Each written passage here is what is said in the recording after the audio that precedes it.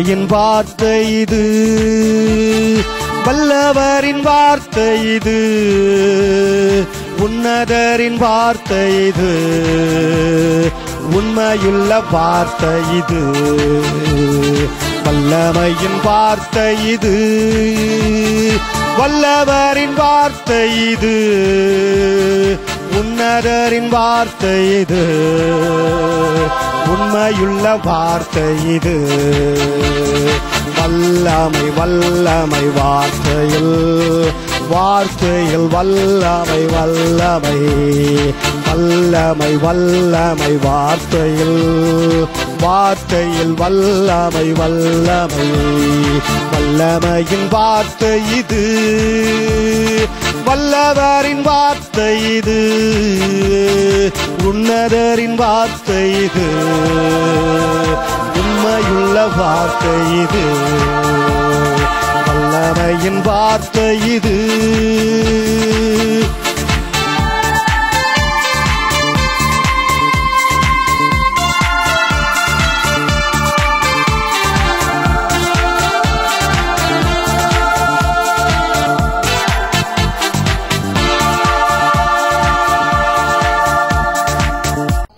கர்த்தருடைய நாமத்திற்கு மகிமை உண்டாவதாக.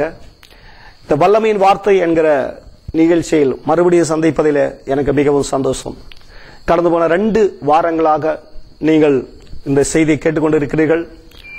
அநேகம் பேர் நினைப்பார்கள், இந்த மலையாள புரோகிராமில் எப்படி தமிழ் வந்தது என்று. அது தேவனால் தீர்மானிக்கப்பட்டபடியினாலே இந்த காலை வேளையிலே இந்த தமிழில் ஆண்டவருடைய செய்தியை கேட்கும்படியாக தேவன் உங்களுக்கும் எனக்கும் உதவி செய்தார்.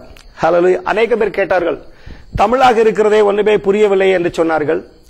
நான் அவர்களிடத்தில் சொன்னேன், இது மலையாளம் அல்ல, தமிழ் மக்களுக்காக மட்டுமே கொடுக்கிற செய்தி என்று சொல்லிக்கொண்டு அவர்களிடத்தில் நான் சொன்னேன். இந்த கால வேளையிலே வல்லமையின் வார்த்தை, அவருடைய வார்த்தை ஜீவனுள்ள வார்த்தை, அவருடைய வார்த்தை மாறாத ஒரு வார்த்தை. வேதத்திலே வாசிக்கிறோம், வானமும் பூமியும் ஒளிந்து போகும், என் வார்த்தைகளோ ஒளிந்து போவதில்லை என்று. ஆம் பிரியமானவர்களே, அவருடைய ஒரே ஒரு வார்த்தை, அவருடைய வார்த்தை தான் மாறாத ஒரு வார்த்தை. அந்த வார்த்தை வானத்திலும் பூமியிலும் வல்லமையுள்ள ஒரு வார்த்தை. ஸ்தோத்திரம். அந்த வார்த்தைக்கு நிகரான ஒரு வார்த்தை இந்த பூமியிலும் இல்லை, வானத்திலும் இல்லை. அப்படிப்பட்ட ஒரு வார்த்தை குறித்து தான் கடந்து போன 2 வாரங்களாக உங்களிடத்தில் பேசிக் கொண்டிருந்தேன். இது என்னுடைய வார்த்தை அல்ல, உலகத்தில் பேசினவருடைய வார்த்தைகளை நான் உங்களிடத்தில் பேச விரும்பவில்லை. ஆண்டவருடைய வார்த்தை, வானத்தையும் பூமியை உண்டாக்கினவருடைய வார்த்தை. அந்த வார்த்தையினாலே எல்லாமே உண்டானது, அந்த வார்த்தையினாலே எல்லாமே உருவானது. ஹல்லேலூயா. அவருடைய வார்த்தையை பேசிக்கொண்டே இருந்தால் நேரமே போதாது. ஒரு பிறந்த நாளை குறித்து நான் பேச விரும்புகிறேன். டிசம்பர் மாசம் வந்துவிட்டாலே ஒருவருடைய பிறந்த நாளை குறித்து பேச ஆரம்பிப்பார்கள். அந்த பிறந்த நாளுக்காக அநேக ராஜ்யங்களிலே பிறந்த நாளுக்கென்று, அவருடைய பிறந்த நாளுக்கென்று அநேகம் பேர் வெகுமதிகள் வாங்குவார்கள், பரிசு பொருட்கள் வாங்குவார்கள், ஸ்டார்கள் தூக்கப்படும் என்று ஒன்றும் சொல்ல வேண்டாம். அந்த மாசம் முழுவதும் சந்தோஷமாக இது ஆண்டவராகிய இயேசு கிறிஸ்து பிறந்த மாதம் என்று சொல்லிக்கொண்டு அவர்கள் ஒருவருக்கு சந்தோஷத்தோடு கூட கிறிஸ்துமஸ் எப்பொழுது வரப்போகிறது என்று சொல்லிக்கொண்டு அநேக பேர் சந்தோஷத்தோடு கூட இருப்பார்கள். இந்த உலகத்திலே ஒரு மனிதனுடைய பிறந்த நாள் என்பது, ஒரு மனிதன் பிறந்த உடனே முதல் பிறந்த நாள் ரொம்ப விமர்சனையாக கொண்டாடுவார்கள். 2வது பிறந்த நாள் அதைவிட கொண்டாடுவார்கள். கொஞ்ச நாள் ஆன பிறகு ஏன் பிறந்த நாள் கொண்டாடுகிறோம் என்று சொல்லக்கூடிய அளவிலே அவருடைய வாழ்க்கை மாறிக்கொண்டு வருகிறது. காரணம் என்னவென்றால், இந்த உலகம் சமாதானமோ சந்தோஷமோ தராத ஒரு உலகத்திலே அவன் வாழ்ந்து கொண்டிருக்கிறான். அவன் கடைசியில் சொல்லுவான், நான் ஏன் பிறந்தேன், அந்த நாளை நான் சபிக்கிறேன் என்று அவன் சொல்லுவான். அப்படிப்பட்டதான அவனுடைய நெருக்கமான, அவருடைய வாழ்க்கையில் வந்து போன உருக்கமான நிகழ்ச்சிகள் அந்த வார்த்தையை அவன் சொல்ல விரும்புகிறான். இன்னும் சில நேரங்களில் பார்த்தால் சில பேர் சொல்லுவார்கள், ஒரு மனிதன் பிறந்த நாள் கொண்டாடினாலும் எவ்வளவு நாள் கொண்டாட முடியும்? ஒரு 100 அல்லங்கில் 105 இல்லைங்க 110 வருடம் வரை சில பேர் வாழ்ந்து கொண்டிருப்பார்கள். அந்த பிறந்த நாளை கொண்டாடுவார்கள் சில பேர் கொண்டாடாமலே போவார்கள். ஆனால் 2012 வருஷத்திற்கு முன்பாக பிறந்த ஒருவருடைய பிறந்த நாளை உலகமெங்கும் கொண்டாடுகிறது. அவர்தான் ஆண்டவராகிய இயேசு கிறிஸ்து. அவருடைய பிறப்பு மனிதனுக்கு என்ன செய்தது, அவருடைய பிறப்பினாலே மனித குலம் என்ன பலன் அடைந்தார்கள் என்பதை குறித்து நான் உங்களிடத்தில் பேச விரும்புகிறேன். ஸ்தோத்திரம், ஹல்லேலூயா.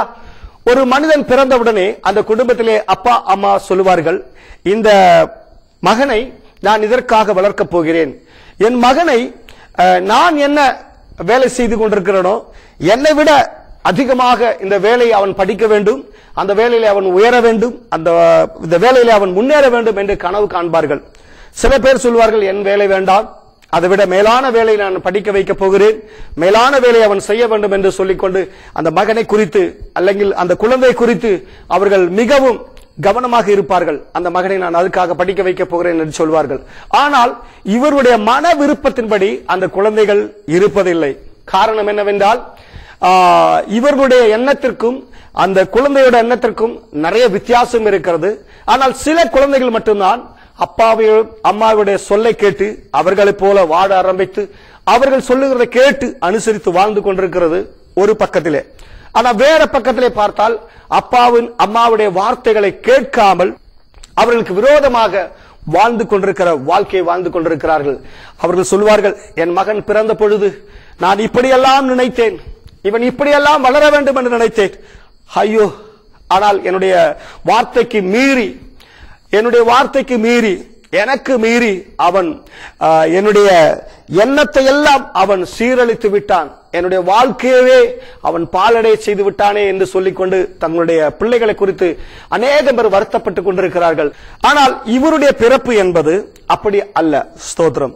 இவருடைய பிறப்பு என்பது 2000 வருடங்களுக்கு முன்பாகவே இயேசு என்கிற ஒருவர் பிறக்க போகிறார். அவர் எங்கே பிறக்க போகிறார், யாருக்கு மகனாக பிறக்க போகிறார் என்றும், அவர் எந்த தேசத்திலே பிறக்க போகிறார் என்றும் 2000 வருடங்களுக்கு முன்பாக தீர்க்கதரிசிகள் மூலமாக வேத புஸ்தகத்திலே சொல்லி இருக்கிறபடியே அவர் பிறந்தார். அவர் பிறந்தவுடனே அவர் என்னெல்லாம் செய்வார், அவர் எதற்காக பூமியிலே வாழ்வார், அதற்கு பிறகு எதற்காக இந்த உலகத்திலே அவர் மரிக்கப் போகிறார் என்பதை சொல்லி 2000 வருடங்களுக்கு முன்பாக சொல்லப்பட்டபடியே அவர் இந்த பூமியிலே பிறந்தார். ஸ்தோத்திரம், ஹல்லேலூயா. இந்த ஆண்டவராகிய இயேசு கிறிஸ்து யாருக்கு பிறக்க போகிறார், எந்த குலத்திலே அவர் பிறக்க போகிறார் என்று சொல்லிக்கொண்டு 2000 வருடங்களுக்கு முன்பாக வேத புஸ்தகத்திலே சொல்லியபடியே எந்த இடத்தில் பிறக்க போகிறார், யாருக்கு பிறக்க போகிறார் என்று சொல்லபடியே அவர் அதே போலவே பிறந்தார். பிறந்தது மட்டுமல்ல, அவர் எதற்காக வாழப்போகிறார், மனிதனுடைய நன்மைக்காக வாழப்போகிறவர். ஸ்தோத்திரம். மனிதனுடைய பாவங்களை நீக்க வேண்டும் என்பதற்காக, மனிதனுடைய தவறுகளை எல்லாம் மன்னித்து அவனை தேவனோடு கூட ஒப்புரவாக்க வேண்டும் என்பதற்காக அவர் இந்த பூமியிலே பிறந்தார். ஸ்தோத்திரம். அவர் பிறந்த நாள் வேதத்திலே நாம் வாசிக்கிறோம். லூக்கா எழுதின சுவிசேஷத்திலே மேய்ப்பர்கள் எல்லாம் ஆடுகளை மேய்க்கிறவர்கள், அவர்கள் வயல்வெளியிலே ஆடுகளை ஒரு பக்கமாக கூட்டி எல்லாத்தையும் ஒன்றாக சேர்த்து வைத்துக் கொண்டு ஒரு பக்கத்திலே அவர்கள் இருக்கிற வேளையிலே வானத்திலே தேவதூதன் தோன்றி அவன் சொல்லுகிறான், மிகுந்த சமாதானம் இந்த பூமியிலே வரப்போகிறது. என்ன காரணம் என்றால், உலகத்தின் இரட்சகர் இந்த இடத்திலே அவர் பிறந்திருக்கிறார். மகா சந்தோஷம். உலகத்திலே இதுவரை சந்தோஷம் அனுபவிக்க முடியாத சந்தோஷம் இந்த பிள்ளை பிறக்க போகிறதுனாலே இந்த உலகம் அனுபவிக்க போகிறது. மகா சந்தோஷம். ஹல்லேலூயா. ஏன் இந்த சந்தோஷம் அடைய போகிறது என்றால், மனித குலம் எல்லாம் தேவனால் வெறுக்கப்பட்டவர்களாக, பாவம் செய்யப்பட்டவர்களாக, தேவனுக்கு விரோதமான வாழ்க்கை வாழ்ந்து கொண்டிருந்தது அந்த நாட்களிலே உலகம். ஸ்தோத்திரம். இன்றும் அப்படித்தான் வாழ்ந்து கொண்டிருக்கிறது. தேவனோடு சேர்ந்து வாழாதவர்கள் இன்னும் பாவத்திலே வாழ்ந்து கொண்டிருக்கிறார்கள். தேவனை அறியாதவர்கள் இன்றும் பிரயாசத்தில் வாழ்ந்து கொண்டிருக்கிறார்கள். அதனால்தான் அங்கே வசனம் சொல்கிறது, மிகுந்த சமாதானத்தை உண்டாக்கக்கூடிய அளவிலே ஒரு குழந்தை பிறக்கிறது. அந்த குழந்தை மனித குலத்திற்கு பாவத்திற்கென்று அந்த குழந்தை என்ன செய்ய போகிறது, அது பலியாக போகிறது என்று சொல்லி, அந்த குழந்தை பலியாக போகிறது என்றால் மனிதனுடைய பாவங்களை ரட்சிப்பதற்காக சிலுவையிலே அந்த குழந்தை மரிக்க போகிறது. அதனால்தான் அந்த குழந்தையை குறித்து அது பிறக்கிற வேளையிலே சந்தோஷம், அதற்கு பிறகு அவர் இறக்கிற வேளையிலே உலகம் சந்தோஷம் அடைந்தது. சாதாரணமாக பார்த்தீர்கள், ஆனால் ஒரு மனிதன் பிறக்கிற வேளையிலே சந்தோஷமாக இருக்க முடியும். அவன் மரித்த உடனே அவன் எவ்வளவு வயசுல மரித்தாலும் சரி, அவன் 100 வயசானாலும் சரி, 90 வயசானாலும் சரி, 80 வயசானாலும் சரி, மரித்த பிறகு சொல்வார்கள், ஐயோ சீக்கிரமாக மரித்து விட்டான், அந்த மகன் இருந்தால் இவ்வளவு காரியங்கள் செய்திருந்தானே, இப்ப சீக்கிரமாக மரித்து விட்டார்களே, அவர் அப்படி செய்தாரே இப்படி செய்தாரே என்று சொல்வார்கள். அதோடு கூட முடிந்து விடுகிறது. பிறகு அவரை குறித்து எந்த விதமான சிந்தனையும் இல்லாமல் போகிறான். ஆனால் இவர் மரித்த பொழுதும் சந்தோஷம், அவர் பிறந்த பொழுதும் சந்தோஷம். அவர்தான் ஆண்டவராகிய இயேசு கிறிஸ்து. மனிதர்கள் அப்படி அல்ல. பிறக்கும் பொழுது சந்தோஷம், இறக்கும் பொழுது அழுகையிலேக்கு அவனுடைய வாழ்க்கை முடிந்து போகிறது. இந்த ஆண்டவராகிய இயேசு கிறிஸ்து பிறந்ததினாலே இன்று நான் மிகவும் சந்தோஷமாக இருக்கிறேன். ஆண்டவரை விசுவாசிக்கிற ஒவ்வொரு ஜனங்களும் ஆண்டவருக்குள் சந்தோஷமாக இருக்கிறார். காரணம் என்னவென்றால், முதலாவது மனிதனுடைய பாவத்தை மன்னிக்க அவரால் முடியும். ஸ்தோத்திரம். இந்த உலகத்திலே ஏதாவது ஒரு தவறு செய்து விட்டால் ஒரு இடத்தில் சொல்வார்கள், நான் இந்த தவறு செய்து விட்டேன், உங்களுக்கு விரோதமாக நான் செய்து விட்டேன், என்னை மன்னித்து விடுங்கள் என்று சொல்வார்கள். உடனே அவர்கள் சொல்வார்கள், சில பேர் சொல்வார்கள் நான் மன்னிக்கிறேன் என்று சொல்லிவிடுவார்கள். சில பேர் சொல்வார்கள் நான் உன்னை மன்னிக்கவே முடியாது. காரணம் என்னவென்றால், நான் உன்னை அவ்வளவு தூரம் நேசித்தேன், நேசித்த பிறகு எனக்கு நீ இவ்வளவு தூரம் துரோகம் செய்வாய், அதனால் நான் உன்னை விடமாட்டேன் என்று சொல்வார்கள். ஆனால் ஆண்டவராகிய இயேசு கிறிஸ்து அப்படி அல்ல. நீ எப்படிப்பட்ட பாவியாக இருந்தாலும் சரி, எப்பேற்பட்ட பாவியாக இருந்தாலும் சரி, என்னை என்ன செய்திருந்தாலும் சரி, ஆண்டவருடைய சமூகத்திலே வந்து, ஆண்டவரே என்னுடைய பாவங்களை மன்னியும் ஆண்டவரே, நான் பாவி ஆண்டவரே, இந்த உலகத்திலே நான் பாவியாக வாழ்ந்து கொண்டிருக்கிறேன், நிம்மதி இல்லாமல் வாழ்ந்து கொண்டிருக்கிறேன், சமாதானம் இல்லாமல் வாழ்ந்து கொண்டிருக்கிறேன், ஆண்டவரே என்னை மன்னியுங்கள் ஆண்டவரே என்று யார் சொல்லுகிறார்களோ அவர்களை ஆண்டவராகிய இயேசு கிறிஸ்து மன்னிப்பதற்கு அவர் மிகவும் மனமுள்ளவராக இருக்கிறார். ஸ்தோத்திரம். பிரியமானவர்களே, இந்த நாள் கிறிஸ்துமஸ் நாட்களாக அநேகம் பேர் அநேக ராஜ்யங்கள் கொண்டாடி கொண்டிருக்கிறது. ஹல்லேலூயா. அந்த கிறிஸ்துமஸ் நாளிலே பார்க்க போனால், சில ராஜ்யங்களிலே பார்த்தீர்கள், அந்த 25ஆம் தேதி கிறிஸ்துமஸ், அந்த நாளிலே அநேகம் பேர் வாகன ஆபத்திலே, வாகன அபகடங்களிலே இறந்து போவார்கள். காரணம் என்னவென்றால், அவர்கள் இந்த கிறிஸ்துமஸ் சந்தோஷம் நாங்கள் அனுபவிக்க வேண்டும் என்று சொல்லிக்கொண்டு அவர்கள் மது அருந்துவார்கள், வேண்டாத பழக்கத்திற்கு அவர்கள் அடிமையாவார்கள், அதற்கு பிறகே ஓடுவார்கள். பிறகே ஓடி நிமித்தமாக அவர்கள் கிடைக்கிறது என்ன? சமாதானம் இல்லாமல், சந்தோஷம் இல்லாமல் அதிவேகமாக காரை ஓட்டுவார்கள், பைக்கை ஓட்டுவார்கள், எங்கேயாவது போய் இடித்து அவர்கள் மரணத்திற்குள் இடையாவார்கள். இதே போலவே தான் அநேக ராஜ்யங்களிலே சம்பவித்துக் கொண்டிருக்கிறது. ஆண்டவராக இயேசு கிறிஸ்து சொல்லுகிறார், நான் பிறந்தது மனிதனுடைய பாவத்தை மன்னிக்க வேண்டும் என்பதற்காக. ஆனா மனிதர்களோ தாங்கள் செய்து கொண்டிருக்கிற பாவம் என்னதென்று தெரியாமல் அலைந்து கொண்டிருக்கிறார்கள். ஒரு பக்கத்திலே பாத்தீங்களா, அநேக வியாதிஸ்தர்கள் இருக்கிறார்கள். வியாதி எதனால் வந்தது என்று தெரியாமல் டாக்டர்கள் சொல்வார்கள், நான் உங்களை இவ்வளவு தூரம் பரிசோதித்து பார்த்தேன், என்னெல்லாமோ மருந்து கொடுத்து பார்த்தேன், நிச்சயமா என்னால் உங்களால் விடுவிக்கவே முடியாது, அதனால் நீங்கள் இனி கடவுளிடத்திலே நீங்கள் வேண்டிக் கொள்ளுங்கள், உங்களை கடவுள் தான் உங்களை மன்னிக்க முடியும், கடவுள் தான் உங்களை ரட்சிக்க முடியும் என்று சொல்லிவிடுவார்கள். ஆனால் வேதத்திலே வாசிக்கிறோம், 38 வருடமாக ஒருவன் வியாதிப்பட்டிருந்தான். அவன் தன்னுடைய வாழ்க்கையிலே வைத்தியர்களிடத்தில் போனானோ என்று சொல்ல முடியாது. ஆனால் அவன் 38 வருடமாக வியாதியாக ஒரு குளக்கரையிலே படுத்திருக்கிறான். என்ன காரணம் என்னவென்றால், அந்த குளத்திலே ஒரு தூதன் வந்து தண்ணீரை கலக்குவான். கலக்குகிற வேளையிலே எப்பேற்பட்ட வியாதியஸ்தனாக இருந்தாலும் இறங்கினால் முதலாவது அவனுக்கு சுகம் கிடைக்கும். அதனால் அங்கே தங்கி இருப்பார்கள். அநேகம் பேர் அங்கே தங்கி இருந்து, அநேகம் பேர் வியாதியில் இருந்து அவர்கள் குணமடைந்து போனார்கள். ஆனால் அந்த நாளிலே ஆண்டவராகிய இயேசு கிறிஸ்து அந்த வழியே வந்த பொழுது இந்த மகனை பார்த்தார். மகனை பார்த்த ஒரே ஒரு கேள்வி, மகனே நீ சுகமடைய விரும்புகிறாயா என்று கேட்டார். அப்பொழுது அவன் சொன்னான், ஆண்டவரே என்னை குளத்திலே கொண்டு போய் விடுவதற்கு யாரும் இல்லை என்று சொன்னான். அப்பொழுது ஆண்டவராகிய இயேசு கிறிஸ்து சொன்னார், உன் பாவங்கள் உனக்கு மன்னிக்கப்பட்டது, நீ எழுந்து நட என்று சொன்னார். ஹல்லேலூயா. பாவங்கள் மன்னிக்கப்பட்ட உடனே அவன் எழுந்து நடக்க ஆரம்பித்தான். ஆம் பிரியமானவர்களே, இந்த நாட்களிலே வியாதியின் படுக்கையில இருக்கிறவர்களே, ஹல்லேலூயா, நான் உங்களோடு சொல்லுகிறேன், நீங்கள் எந்த வியாதியில இருந்தாலும் சரி, எப்பேற்பட்ட வியாதியாக இருந்தாலும் சரி, ஆண்டவருடைய சமூகத்திலே வாருங்கள். ஆண்டவரே என் பாவங்களை மன்னிக்க வேண்டும் ஆண்டவரே, என்னுடைய அக்கிரமங்களை மன்னிக்க வேண்டும் ஆண்டவரே, என்னுடைய வியாதியை நீக்க வேண்டும் ஆண்டவரே என்று யாரெல்லாம் ஆண்டவரை நோக்கி சொல்லுகிறீர்களோ, நிச்சயமாக உங்களுடைய வியாதிகளை, எப்பேற்பட்ட வியாதியாக இருந்தாலும் சரி, அது எந்த சூழ்நிலை நீங்கள் இருந்தாலும் சரி, ஆண்டவர் உங்களை குணப்படுத்த உண்மை உள்ளவராக இருக்கிறார். காரணம் என்னவென்றால், அவர் உங்களுக்காகத்தான் இந்த உலகத்திலே பிறந்திருக்கிறார். அல்லேலூயா, ஸ்தோத்திரம். இந்த நாளை கொண்டாடுகிறவர்கள் அறியாமல் கொண்டாடி கொண்டிருக்கிறார்கள். கிறிஸ்துமஸ் என்றால் என்ன? கிறிஸ்து இந்த உலகத்தில் பிறந்தார். அதைவிட மேலானது என்ன? ஒருவனுடைய ஹிருதயத்திலே ஆண்டவர் பிறக்கிறதான் அது உண்மையான கிறிஸ்துமஸ். அல்லேலூயா. என்னுடைய வாழ்க்கையில கூட 30 வருடங்களுக்கு முன்பாக ஆண்டவராகிய இயேசு கிறிஸ்து எனக்குள் பிறந்தார். அவர் அந்த நாளிலே, பிறந்த நாளிலே எனக்கு சமாதானம், சந்தோஷம் என் வாழ்க்கையில நிறைந்திருந்தது. அந்த சமாதானம் இன்று வரை என்னுடைய வாழ்க்கையில் இருக்கிறது. அந்த சமாதானம் நிறைந்து வழிந்தபடினாலே தான் இந்த நாட்களிலே உங்களை டிவி நிகழ்ச்சிகளை உங்களை சந்திப்பதில் எனக்கு மிகவும் சந்தோஷமாக இருக்கிறது. காரணம் என்னவென்றால், அவர் என்னுடைய உள்ளத்தில் பிறந்தார். அவர் என்னுடைய உள்ளத்திலே பிறந்த பொழுது எனக்குள் இருந்த பாவ சுபாவங்கள் என்னை விட்டு அகன்று போனது. எனக்குள் இருந்த அசமாதானம், எனக்குள் இருந்த கெட்ட எண்ணங்கள், கெட்ட சிந்தைகள் எல்லாம் மாறினது. நான் இந்த நாளிலே சமாதானத்தோடு கூட, சந்தோஷத்தோடு கூட அன்று வாழும்படியாக தேவன் எனக்கு உதவி செய்தார். அந்த சமாதானம் இன்றும் என்னை தொடர்கிறது. என்னை மட்டுமல்ல, என் குடும்பத்திலும், என் மனைவியிலும், என் குழந்தைகளிலும், எல்லாவற்றிலும் அந்த சமாதானம் தொடர்ந்து வந்து கொண்டிருக்கிறது. காரணம் என்னவென்றால், ஆண்டவராகிய இயேசு கிறிஸ்து எனக்குள் பிறந்திருக்கிறார். எப்படி ஆண்டவராகிய இயேசு கிறிஸ்து ஒரு மனிதனுடைய இருதயத்திலே பிறக்கிறாரோ அந்த நாள் தான் அவனுடைய வாழ்க்கையிலே கிறிஸ்துமஸ் ஆக மாறுகிறது. ஆம் பிரியமானவர்களே, கிறிஸ்துமஸ் என்றால் என்ன? ஆண்டவராகிய இயேசு கிறிஸ்து ஒவ்வொரு மனிதனுடைய இருதயத்திலே எப்பொழுது பிறக்கிறதோ அப்பொழுதுதான் அவனுடைய வாழ்க்கையிலே சந்தோஷமாக இருக்க முடியும், சமாதானமாக வாழ முடியும். அவனுடைய வாழ்க்கையில என்றென்றும் காண முடியாதபடிக்கு நிம்மதியும் சந்தோஷத்தையும் அவனால் அனுபவிக்க முடியும். ஆம் பிரியமானவர்களே, இந்த நாளிலே கிறிஸ்துமஸ் கொண்டாடுகிற உங்கள் ஒவ்வொருவருக்கும் அநேகம் பேர் கொண்டாடுகிறார்கள், அநேகம் பேர் கொண்டாடாமல் இருக்கிறார்கள். சில பேர் சொல்வார்கள் கிறிஸ்துமஸ் என்பது கிறிஸ்துவர்களுக்கு சொந்தமானது என்று சொல்வார்கள். ஆனால் இப்பொழுது அங்கே இல்லை, எல்லாரும் கொண்டாட ஆரம்பிக்கிறார்கள். காரணம் என்னவென்றால், அவர் உலகத்தினுடைய சரித்திரத்தை இரண்டாக பிரித்து கொண்டு வந்தார். கிமு என்றும் கிபி என்றும் அவர் உலகத்தை, சரித்திரத்தை இரண்டாக பிரித்து கொண்டு ஆண்டவராக இயேசு கிறிஸ்து இன்றும் நிலை கொண்டிருக்கிறார். இந்த 2012 வருடம் 12வது மாசம் இந்த நாளிலே ஆண்டவர் என்னை குறிக்கிறது என்றால், அவர் பிறந்து இவ்வளவு நாட்கள் ஆகிறது என்றுதான் அந்த காலண்டரும் சொல்லிக் கொண்டிருக்கிறது. பிரியமானவர்களே, ஆண்டவராகிய இயேசு கிறிஸ்து மிகவும் சமீபமாக உங்களிடத்தில் வந்திருக்கிறார். அல்லேலூயா.